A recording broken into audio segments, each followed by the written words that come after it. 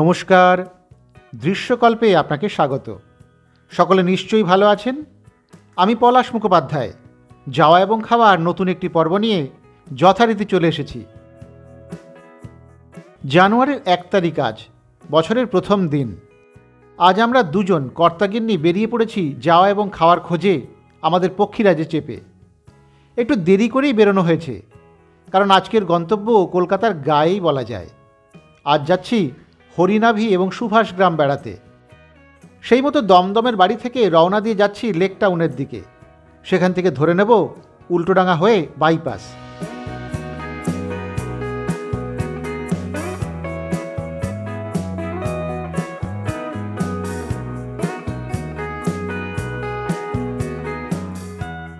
Minute দশেকের মধ্যেই ধরে নিয়েছি ইস্টার্ন মেট্রোপলিটন বাইপাস। এই পথ ধরে সোজা যাব বেশ কিছুক্ষণ।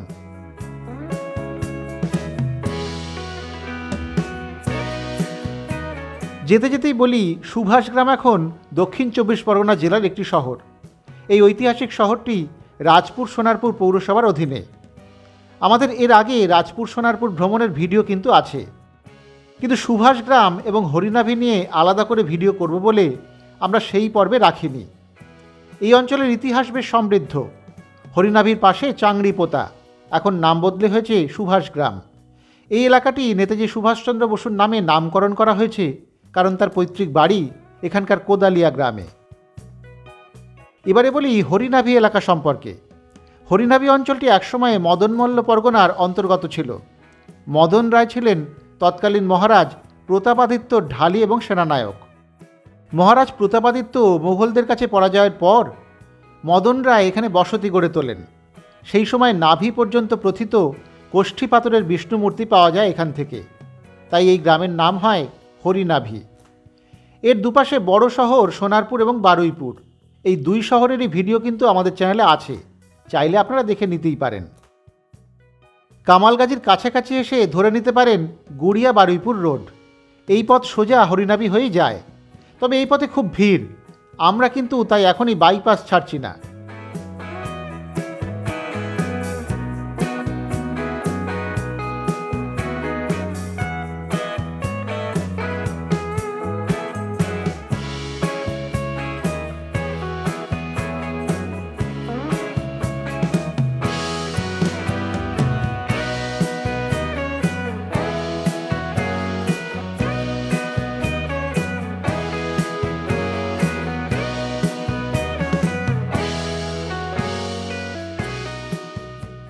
বাইপাস ধরে বেশ খানিকটা গিয়ে হরিনাভির কাছাকাছি এসে এবার বাঁ দিকে বেঁকে যাব।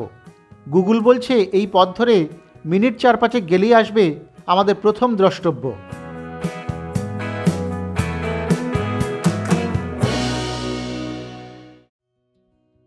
এসে গিয়েছি হরিনাভি মোড়ে। এখানেই দাঁড়াবো এবার। সামনেই রয়েছে হরিনাভি ডিভিএএস হাই স্কুল। হরিনাভিতে আমাদের বেড়ানো শুরু হবে আজ এই স্কুলটি দেখে। এই স্কুল রত্নগর্ভা। ঈশ্বরচন্দ্র বিদ্যাসাগরের বন্ধু ছিলেন দ্বারকানাথ বিদ্যাভূষণ। তিনি সেই সময় সংস্কৃত কলেজের ভাইস প্রিন্সিপাল। বন্ধু দ্বারকানাথকে চাংড়িপোতা একটি স্কুল প্রতিষ্ঠা করার পরামর্শ দেন বিদ্যাসাগর। আজ যে জায়গার নাম সুভাষগ্রাম, 1866 সালে সেই জায়গার নাম ছিল চাংড়িপোতা। এখানেই থাকতেন দ্বারকানাথ। দ্বারকানাথ বিদ্যাভূষণ প্রথমে হরিনাভি অ্যাংলো সংস্কৃত হাই স্কুল বা হরিনাভি এএস হাই স্কুল নাম দিয়ে এই স্কুলটি প্রতিষ্ঠা করেন। তার ঠিক 100 বছর পর, অর্থাৎ 1966 সালে স্কুলের নাম দ্বারকানাথ বিদ্যাভূষণের নামানুসারে হরিনাভি দ্বারকানাথ বিদ্যাভূষণ অ্যাংলো সংস্কৃত হাই স্কুল বা হরিনাভি ডিভিএএস হাই স্কুল হয়। এই স্কুল দেখতে আসার কারণ হলো, একে স্কুল না বলে তীর্থক্ষেত্র বলা যেতে পারে, কারণ এই স্কুল বাংলা তথা ভারতবর্ষের বহু বিখ্যাত মানুষের ভিত গড়ে দিয়েছে। এই স্কুলে শিক্ষকতা করেছেন বিভূতিভূষণ বন্দ্যোপাধ্যায়, জ্ঞানচন্দ্র ঘোষের মতো প্রাজ্ঞ ব্যক্তি। অধ্যাপক চারুচন্দ্র ভট্টাচার্যের অনুরোধক্রমে শিক্ষক হিসেবে 1920 সালের জুলাই মাসের 1 তারিখে যোগ দিয়েছিলেন বিভূতিভূষণ। আবার এই স্কুলেই পড়েছেন প্রখ্যাত গীতিকার সুরকার সলিল চৌধুরী।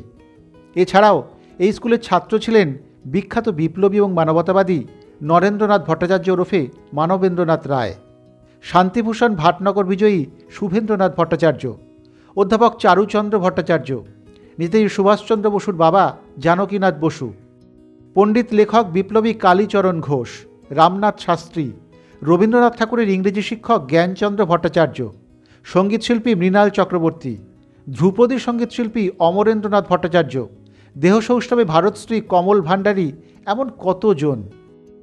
এছাড়া অসংখ্য নামকরা বিজ্ঞানী এবং ডাক্তার এখানকার ছাত্র, যারা দেশে এবং বিদেশে খ্যাতির সঙ্গে কাজ করে চলেছেন। 2016 সালে হরিনাভি ডিভিএএস হাই স্কুল 150 বছর পার করে এখন 158 বছরে পড়েছে। বয়সে প্রবীণ হলেও এখনও স্কুল ভবন, স্কুলের নিজস্ব মাঠ, ক্লাসরুম সবই নবীন। এবারে বলুন, এখানে এসে এই স্কুলটি না দেখে যাওয়া যায়?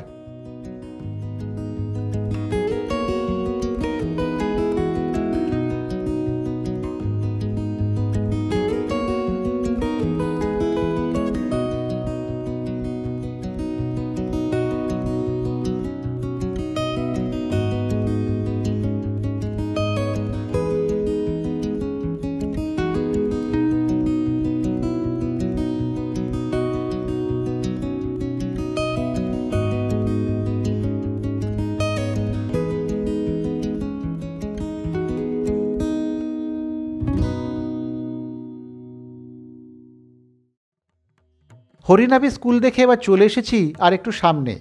এখানে আছে হরিনাভি জমিদার বাড়ি। তার সামনেই দুটি মন্দির দেখে এখানে একটু দাঁড়ালাম। দুটি মন্দির পাশাপাশি, আটচালা ঘরানার মন্দির।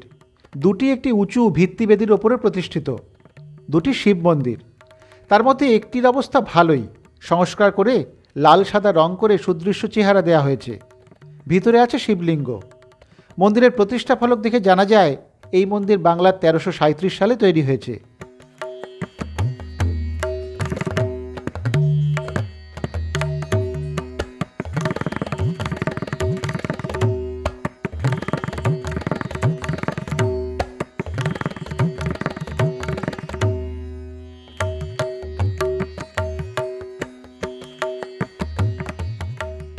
তবে পাশেই থাকা অন্য মন্দিরটির দশা মোটেই ভালো নয়। তার উপরিভাগ আগাছায় ঢেকে গিয়েছে। ক্ষয়িষ্ণু দেওয়ালে বট অশ্বত্থের পরিপাটি সংসার। তবে দুই মন্দিরেই নিত্য পুজো হয় শুনলাম। পাশাপাশি দুই মন্দির কেমন যেন দুয়োরানী এবং সুয়োরানীর মতো দু রকমের রূপ নিয়ে দাঁড়িয়ে। এই মন্দিরের একটু পিছনেই ওপাশে রাস্তার ধারেই রয়েছে হরিনাভির ঘোষ জমিদার বাড়ি, যাকে স্থানীয় মানুষ রাসবাড়িও বলেন। তবে একটু হোঁচট খেলাম, জমিদার বাড়ির দরজা এখন বন্ধ। চাবি নিয়ে চলে গিয়েছেন পুরোহিত, কখন আসবেন ঠিক নেই। যদিও জমিদার বাড়ির অবস্থা খুবই খারাপ। সামনে থেকে যেটুকু দেখা যায় তা প্রায় ভগ্নপ্রায় বলা যায়। খসে পড়ছে উপরের টালি, দেওয়ালে ইট। 1752 সালে শ্রী রামচন্দ্র ঘোষ হরিনাভি গ্রামের কিছু জায়গা কিনে নেন কলকাতার সিংহ পরিবারের কাছ থেকে। তার পুত্র হরমোহন ঘোষ বর্তমান দুর্গামণ্ডপ সহ এই বসত বাড়ি তৈরি করেন এবং তার পৌত্র নবীনচন্দ্র ঘোষ 16টি স্তম্ভ সহ নাট মন্দির তৈরি করেন। এরপরেই শুরু হয় এখানে রাসের মেলা, তাই লোকমুখে এটি রাসবাড়ি নামে পরিচিতি পায়।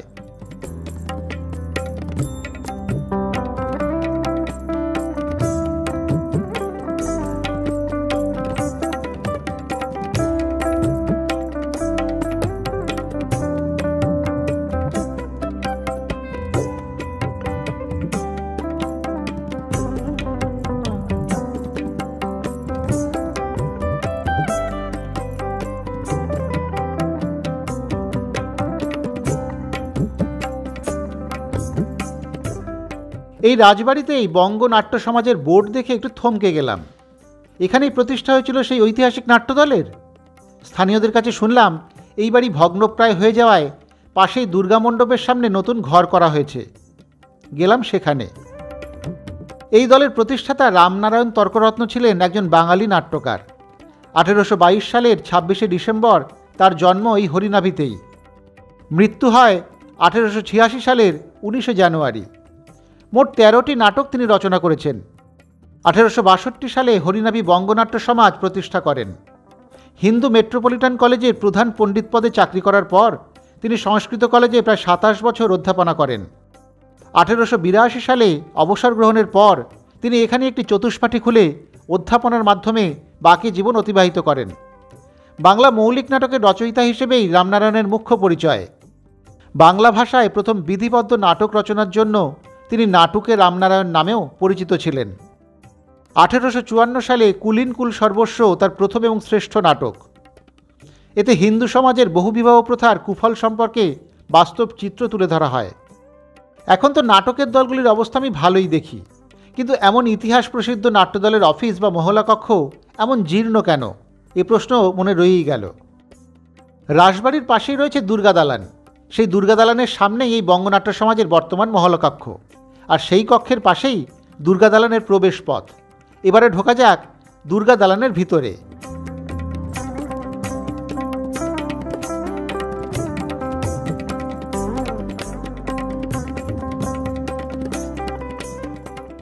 ভিতরে ঢুকে সামনে উঠোন, তার সামনেই ঠাকুর দালান। দেখতে ভালোই লাগে, তবে আজ তার শোচনীয় অবস্থা দেখে সত্যি কষ্ট হচ্ছিল। মন্দির চত্বরেই পড়ে আছে মানুষের ফেলে যাওয়া উচ্ছিষ্ট, থালা, সুরাপানের গ্লাস, বোতলের প্যাকেট ইত্যাদি। আমরা কি সভ্য হব না? পুজো হয় না এখন এখানে ঠিকই, কিন্তু পরিচ্ছন্নতা বজায় রাখতে দোষ কোথায়? গত বছর দশেক আগেও এখানে পুজো হতো শুনলাম, এখন পরিত্যক্তই। তবে এটা লোকালয়ের মধ্যেই। এখনও ঘোষ বংশের উত্তরসূরিরা বসবাস করেন এখানেই। বর্তমানে রাসবাড়ি সহ এই দুর্গা দালান জীর্ণ অবস্থায় অবহেলায় নষ্ট হচ্ছে। হয়তো এভাবেই একদিন এইসব ইতিহাস শেষ হয়ে যাবে।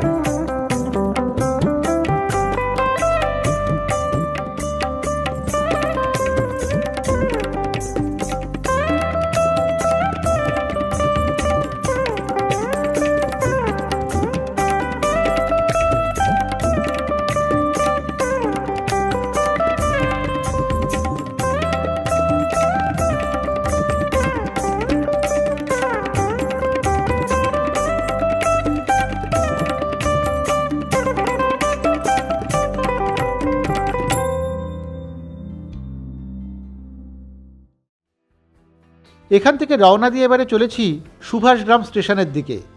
স্টেশন রোডে আছে আর এক বিখ্যাত মনীষী শিবনাথ শাস্ত্রীর জন্মস্থান।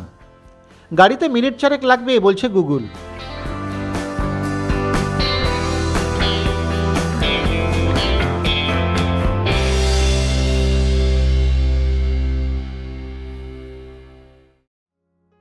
চলে এসেছি স্টেশন রোডে শিবনাথ শাস্ত্রীর বাড়ির সামনে।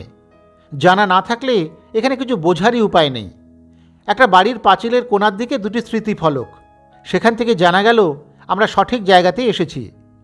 এই পাঁচিলের পাশ দিয়ে সরু গলি, ঢুকে গেলাম সেখান দিয়েই। এবারে নজরে এলো একটি বড় বাড়ি, এখন অবশ্য তার দুভাগে বিভক্ত।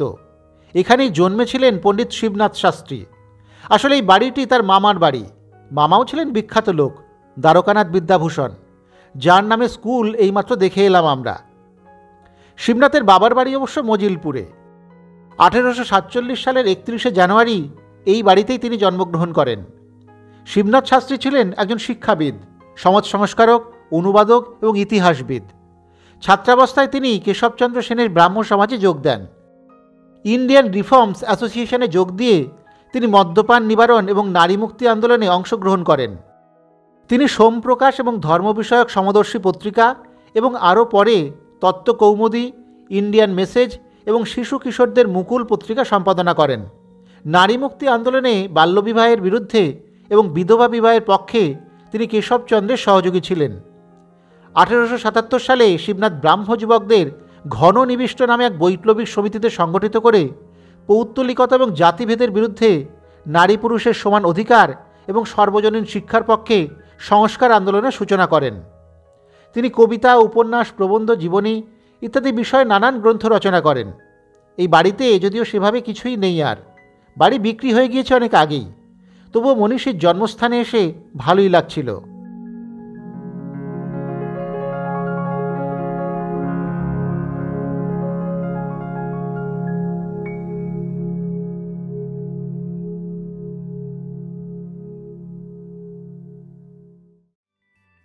শিবনাথ শাস্ত্রীর জন্মস্থান থেকে পায়ে হেঁটে চলে এসেছি স্টেশনের একদম পাশে।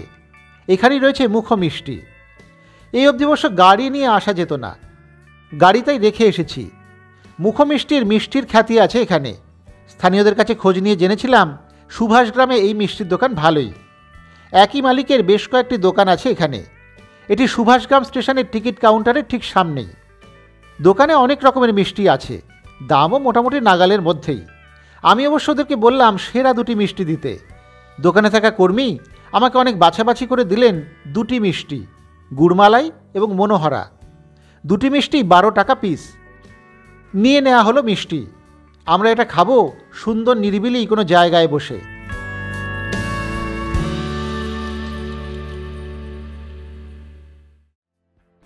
এবার এখান থেকে রওনা দিয়ে দিয়েছি। এবারে চলেছি আরও এক বিখ্যাত মনীষীর বাড়ি দেখতে। সামান্য দূরেই কোদালিয়া গ্রামে রয়েছে বসু বাড়ি। আগেই বলেছিলাম দক্ষিণ শহরতলির এই এলাকাটি মহান ভারতীয় স্বাধীনতা সংগ্রামী নেতাজি সুভাষচন্দ্র বসুর নামে নামকরণ করা হয়েছে, কারণ তার পৈতৃক বাড়ি এই গ্রামেই।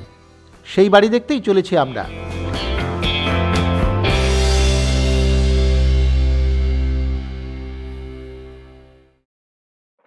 এসে গিয়েছি কোদালিয়ায়। এখানেই রয়েছে সুভাষচন্দ্র বসুর পৈতৃক ভিটে, যেখানে তিনিও থাকতেন মাঝে মধ্যেই। সামনের গলিতে একটু ঢুকলেই ডান দিকে নজরে আসবে সেই বাড়ি। বাড়িতে ছিলেন শঙ্কর ঘোষ, এ বাড়ির বর্তমান তত্ত্বাবধায়ক। বংশ পরম্পরায় তারা এই কাজই করে আসছেন। তিনি জানালেন রাজ্য সরকারের পূর্ত দপ্তর বাড়িটি অধিগ্রহণ করেছে। এই বাড়ির নাম হরনাথ লজ, প্রায় 260 বছরের পুরনো। হরনাথ বসুর তৃতীয় পুত্র জানকীনাথ বসু এই বাড়িতে জন্মগ্রহণ করেন। সুভাষচন্দ্র বসুর পিতা ছিলেন জানকীনাথ। তিনি কর্মসূত্রে পরে কটকে চলে যান। যদিও সুভাষচন্দ্র বসু কটকে 1897 সালের 23শে জানুয়ারি জন্মগ্রহণ করেছিলেন এবং বড় হয়েছিলেন, তবে তিনি দুর্গাপুজো উদযাপনের জন্য তার পরিবারের সঙ্গে কোদালিয়াতে আসতেন। এখানে সেই সময় তারা কিছুদিন থাকতেন এবং অভাবীদের মধ্যে বস্ত্র এবং খাবার বিতরণ করতেন। তিনি যখন কলকাতায় উচ্চশিক্ষার জন্য আসেন, তখন তিনি প্রায়শই কোদালিয়ায় চলে আসতেন। পরে তিনি কলকাতার বাইরে বিপ্লবীদের সঙ্গে সাক্ষাতের জন্য কোদালিয়ার এই বাড়ি বহুবার ব্যবহার করেছেন। বাড়ির ভিতরে কিন্তু সবসময় ঢোকা যায় না। শুধু 23 এবং 26শে জানুয়ারি এবং 15ই আগস্টের দিন এই বাড়িতে জনসাধারণের প্রবেশাধিকার থাকে। এখানে নেতাজির জীবন এবং কাজের জন্য নিবেদিত একটি জাদুঘর রয়েছে।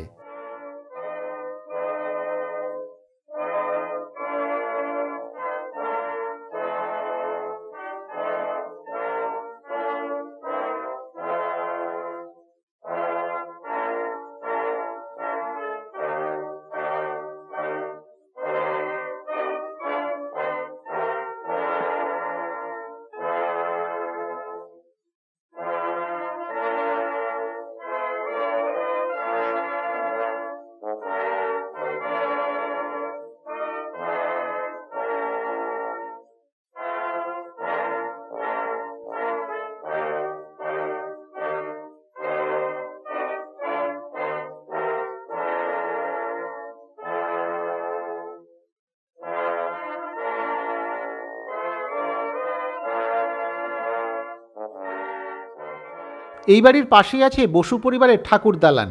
এবারে চলুন ওদিকে যাওয়া যাক।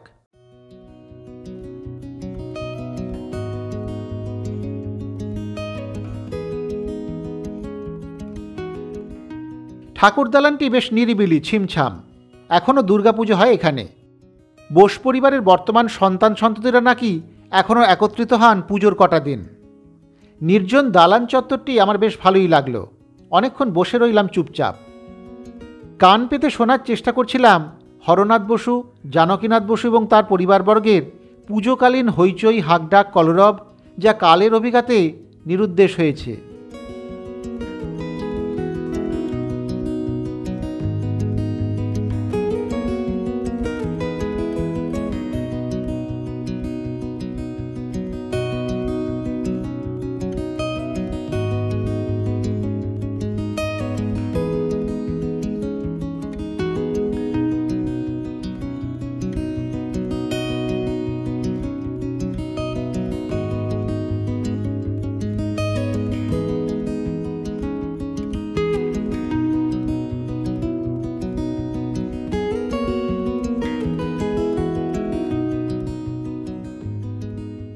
মন্দিরের গেটটিতে লিপিবদ্ধ রয়েছে হরনাথ লজ, পাশেই কোদালিয়া হরনাথ বিনাপানির লাইব্রেরি, অগ্রদূত এবং কোদালিয়া ডাকঘর।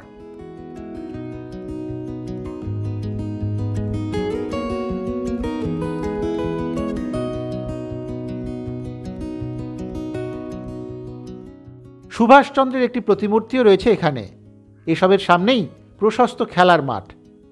সম্পন্ন গৃহস্থ হরনাথ বসু ছিলেন এসবের মালিক। পাড়াটিও বেশ ছিমছাম কোলাহলমুক্ত, শরৎচন্দ্রের পল্লী সমাজের কথা মনে পড়ায়। শিহরণ জাগছিল এখানে এসে। এমন সব মহান মানবের জন্মস্থান বা বাসস্থানে আমি কাটিয়ে দিলাম একটা বেলা, এটা ভেবেই রোমাঞ্চিত হচ্ছিলাম। এবারে এখান থেকে বেরোতে হয়।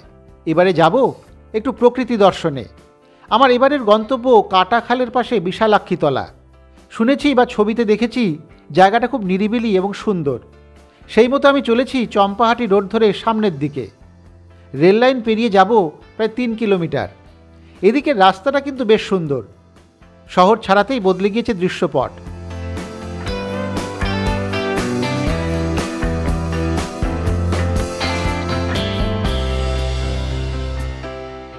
মিনিট 7 মধ্যেই চলে এলাম আখনার মোড়ে। এখান থেকে ডান দিকে যাব কাটাখালের ধার ঘেঁষে।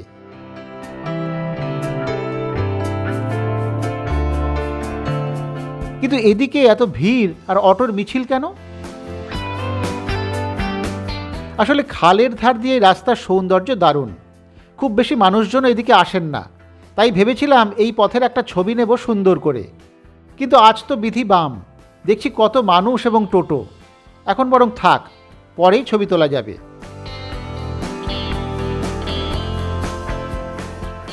খালের পাশ দিয়েই বসে গিয়েছে মেলা। এখানে এসে বুঝতে পারলাম কি ভুল করেছি আমি। আসলে 1 জানুয়ারি বিশালাক্ষী মন্দির চত্বরে বসে বিশাল এক মেলা, সেটা আমার জানা ছিল না। ফলে বছরের অন্যান্য দিন এই চত্বর নিরিবিলি বা নির্জন থাকলেও আজ তিল ধারণের জায়গা নেই। যাই হোক, এসে যখন পড়েইছি ভাবলাম একটু মেলা দেখেই যাই। অনেক দিন গ্রামীণ মেলা দেখা হয় না। সামনের ক্ষেতে বসেছে মেলা। অনেকটা জায়গা নিয়ে মেলার বিস্তার। তবে জনগণের মুখ এখন মন্দিরের দিকে। মন্দিরে পুজো দেওয়ার জন্য লম্বা লাইন। অসংখ্য মানুষ ঘন্টার পর ঘন্টা দাঁড়িয়ে একটু পুণ্য লাভের আশায়। এখানে এসে বুঝতে পারছিলাম জায়গাটা সত্যিই সুন্দর। চারিদিকে সবুজ ক্ষেত, মাঝখানে নির্জনতার চাদর গায়ে 2টি মন্দির, খালের ধারে খোলামেলা পরিবেশ। তবে এখন সেসব উপভোগ করার উপায় নেই। প্রচুর ভিড় ঠেলে এগোলাম আমরা মন্দিরের দিকে। ভিড়ের চাপে যাওয়াই মুশকিল। প্রায় লড়াই করে মন্দিরের সামনে পৌঁছলাম মিনিট 10 বাদে দুজনে মিলে। পাশাপাশি 2টি মন্দির এখানে, একটি শিব মন্দির, অন্যটি বিশালাক্ষী মায়ের। তবে মন্দিরের ভিতরে আজ যাওয়ার উপায় নেই। রীতিমতো যুদ্ধ চলছে সেখানে। আমি বাইরে থেকেই ছবি তুলে ক্ষান্ত দিলাম।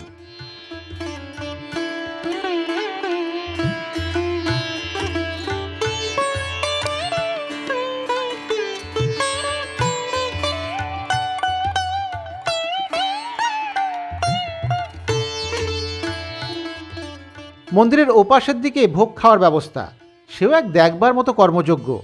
হাজার হাজার মানুষের খাওয়া দাওয়ার ব্যবস্থা হয়েছে। খিচুড়ি, তরকারি এবং পায়েস চলছে, সেই সব রান্নাবান্নাও। সেই রান্নার ছবিও বেশ চিত্তাকর্ষক। সুবিশাল কড়াই, সেখানে 2 জন বিরাট লম্বা খুন্তি নিয়ে নাড়ছেন, বলা ভালো সংগ্রাম করছেন। অন্যদিকে পরপর কড়াইয়ে তৈরি হচ্ছে তরকারি এবং পায়েস। সেগুলি রাখা হচ্ছে সুবিশাল চৌবাচ্চায়। সেখান থেকেই পরিবেশন করা হচ্ছে পুণ্যার্থীদের। সত্যি এ এক রাজসূয় যজ্ঞ যাকে বলে।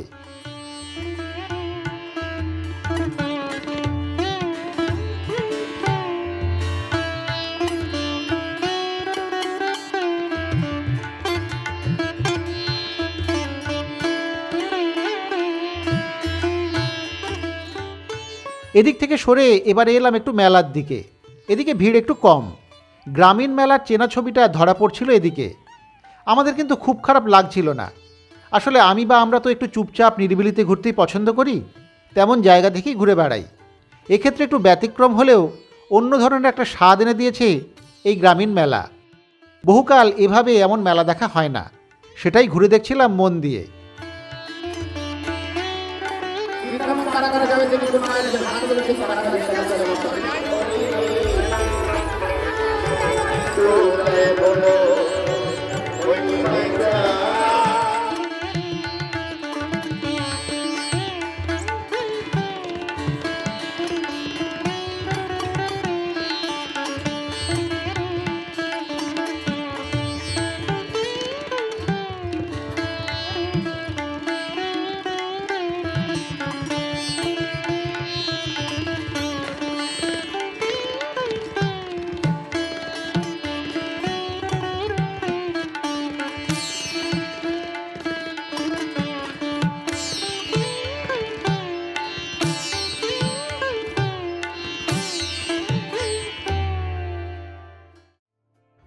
মেলা দেখে এবার ফেরার পালা। তবে এই পথে আর ফিরব না, একটু সামনে এগিয়ে আমরা ধরব খালের ওপাশের রাস্তাটা। ওই পথ দেখলাম বেশ নিরিবিলি আজকেও। ধরে নিয়েছি খালের ওপারের রাস্তা। এই পথে যেতে ভালোই লাগছিল। খালের ধার দিয়ে বেশ সুন্দর সবুজে মোড়া পথ, চলেছে সেই পথেই। এবার আমাদের একটু খিদে খিদে পাচ্ছে। আসলে মেলায় লাল নীল হলুদ সবুজ অনেক রকমের খাবারই ছিল বটে, তবে আমরা খুব একটা সাহস দেখাইনি। সঙ্গে মিষ্টি আছে তো, এবারে সেগুলো সদ্ব্যবহার হবে।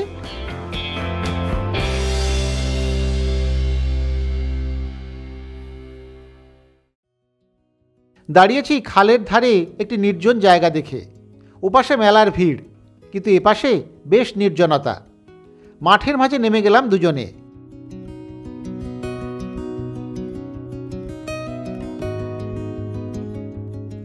পড়ন্ত বিকেলে একটু নির্জনতাকে ছোঁয়া, বেশ লাগছিল। কিন্তু ধান কাটা শেষ এখন, সামনেই জড়ো করে রাখা খড়ের গাদা। বসলাম সেখানেই। এও এক অভিজ্ঞতা, এও এক অন্য ধরনের অনুভূতি। এবারে খাওয়া দাওয়ার পালা। খড়ের গাদায় বসে সঙ্গে আনা মুখো মিষ্টির প্যাকেট খোলা হলো। মনোহরা এবং গুড়মালাই, দুটি মিষ্টি তাদের অপূর্ব চেহারা নিয়ে আমাদের দিকে যেন তাকিয়ে অপেক্ষায়। আমার স্ত্রী তো শুরুও করে দিয়েছেন।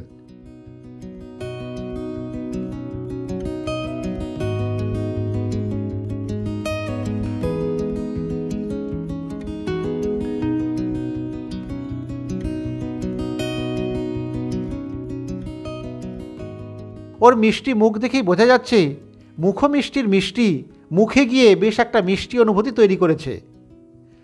এবারে তবে আমার পালা। মাঠের মাঝে খড়ের গাদায় বসে মিষ্টি মুখের অনন্য স্বাদ গ্রহণ। এবার পরিকল্পনা যা ছিল সেটা তো বাস্তবায়িত করা গেল না।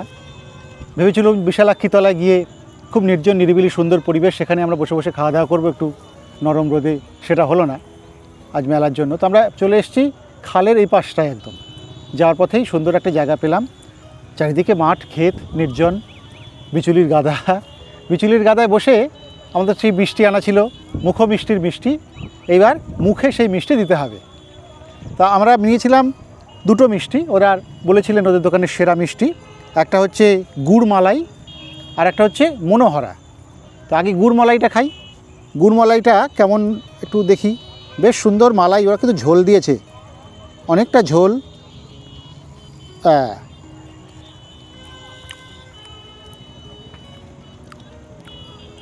বাহ, ভালোই খেতে মিষ্টিটা। বেশ সুন্দর। আর এই যে ঝোলটা, মালাইটাও বেশ সুন্দর, খুব মিষ্টি নয়, ভালো লাগলো, খারাপ না। এবারে একটু খাওয়া যাক। এটা হচ্ছে মনোহরা। আচ্ছা, এইটাকে একটু রাখি এখানটায়। মনোহরা কিন্তু আমাদের যে মনোহরা আমরা আগে খেয়েছি, জনাইয়ের পর্বে জনাইয়ের মনোহরা, বেলডাঙ্গার মনোহরা, এগুলো বিখ্যাত ওখানকার, তাদের সঙ্গে কিন্তু এই মনোহরার কোনো রকম মিল নেই, শুধুমাত্র নামটুকু ছাড়া। এই মনোহরা সন্দেশ, তবে খুব নরম সন্দেশ।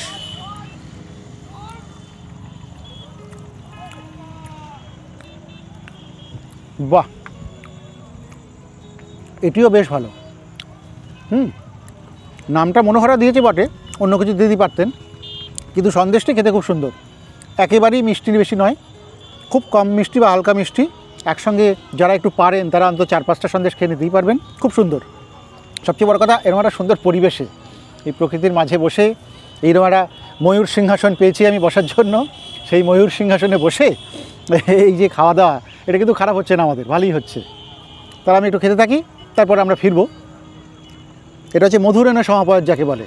একদম শেষবেলা মিষ্টি টিষ্টি খেয়ে গুছিয়ে বাড়ি ফেরা হবে।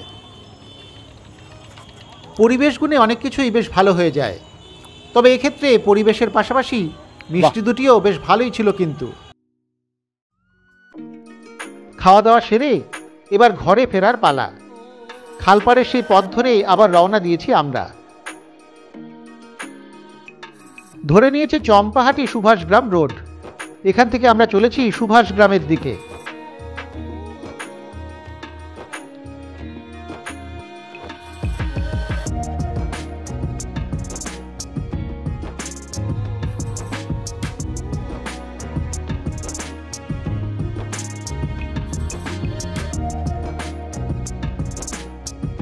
সুভাষগ্রাম পৌঁছে রেল লাইন পার করে এবার যাব আবার ইস্টার্ন বাইপাস ধরতে।